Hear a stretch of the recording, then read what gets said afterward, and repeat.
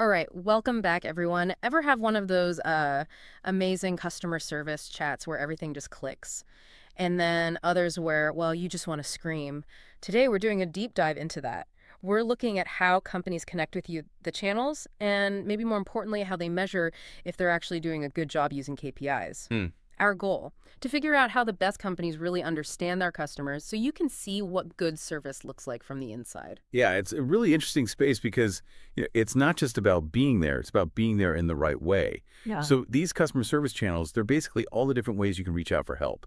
Think email, live chat, sometimes just finding the answer yourself on their website.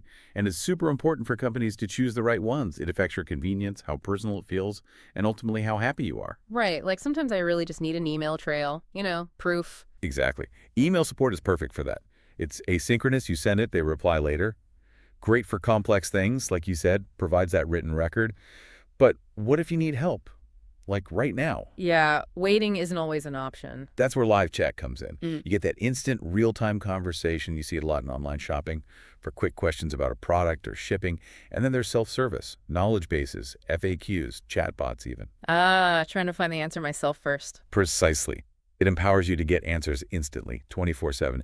And for the company, it really helps cut down on the number of simple questions flooding their support team. It's efficient. Okay, so we have these different ways to connect email, chat, self-help. But how do companies actually know if they're working well? It sounds strategic, not just random options. What are they measuring? What are the metrics? Perfect transition.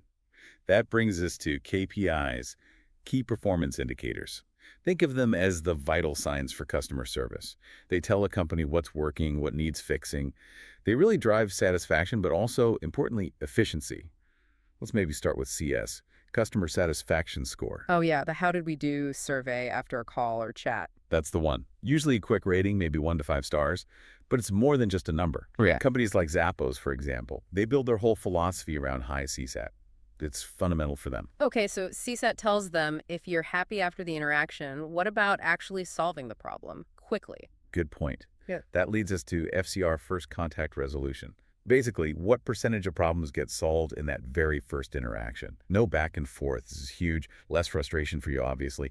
And it saves the company money, fewer interactions needed. Zappos actually empowers their agents to make this happen, giving them autonomy. Right. No one likes being transferred 5 times.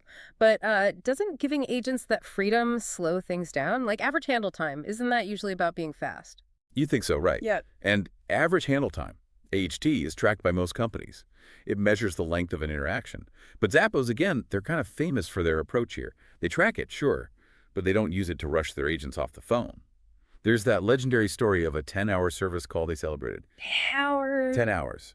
Because it ended with a happy customer and the issue resolved. It shows that sometimes focusing only on speed misses the bigger picture, which is loyalty and actually solving the problem. FCR often trumps AHT in importance for them. And then there's cost per contact, CPC. This is basically the total cost to the company for handling one support interaction. Executives watch this one closely for scalability and efficiency. But it's not always about being the absolute cheapest. Sometimes a slightly higher cost, maybe $5 to $8 for chat or email and retail, is worth it for certain customer types or complex issues. I see. So these KPIs, CSEF, FCR, AHT, CPC, they aren't just numbers floating around. How do they tie into the bigger company goals? What do executives really care about? Oh, they're absolutely connected to the big picture. Executives look at how these KPIs impact customer retention, keeping you happy so you stick around. They look at growth and even managing risk. A good benchmark, say for CSAT, is maybe 80–90%. That's pretty solid. Over 90% is excellent. And when companies introduce new KPIs, how they roll it out is key. Communication and training, I guess. Exactly.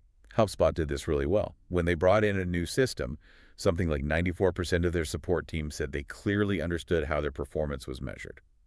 That's crucial for getting everyone on board and actually improving things. So putting it all together then, real customer service excellence isn't just about having lots of ways to contact a company.